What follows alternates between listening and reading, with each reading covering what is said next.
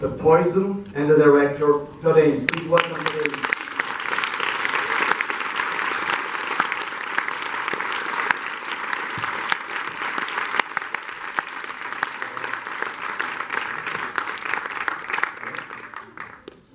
So the film was screened here in 1991, and it was your first film, but you have already done some other, let's say, experimental or non-narrative or narrative film before.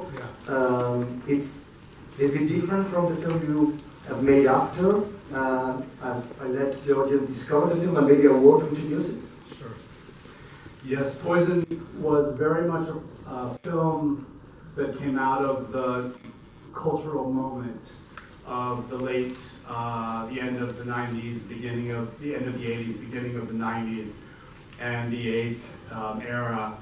And it was a kind of film of revolt in some ways against a lot of the sense of culpability that the gay community was accepting or taking on in the light of that crisis.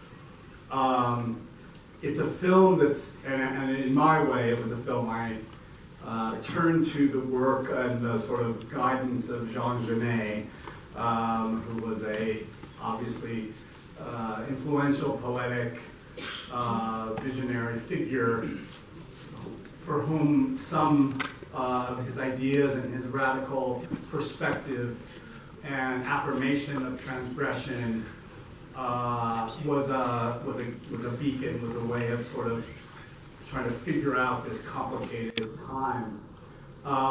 The film really was an elegy even then, because so many people were dying so quickly. But it became a film that really, remarkably, because it's an experimental narrative film in every sense of the word, found an audience and found a kind of meaning at the time.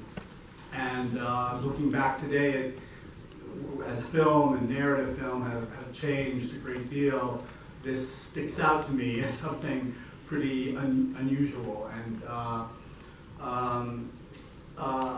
but strangely, there was a lot of untimely deaths that followed the making of Poison. People who were involved in the film themselves, and not all related to AIDS itself. So I watch it now. It's a very profound experience to watch it, given that fact. So I just want to mention some of them. Jessica Haston was our costume designer. James Benning, the composer of the film. Larry Maxwell, who stars in the black and white horror section of the film, all passed away way too young. And the person who I was closest to, who stars in the film and was my co-editor, James Lyons, and who cut all of my films with me years after, all the way through Far From Heaven, finally lost his struggle against HIV in 2006. And so I want to dedicate this to Jim. He was given with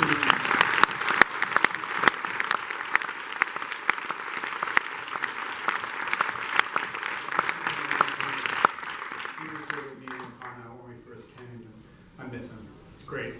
Thank you, Todd. Thank you very much. Enjoy the screening.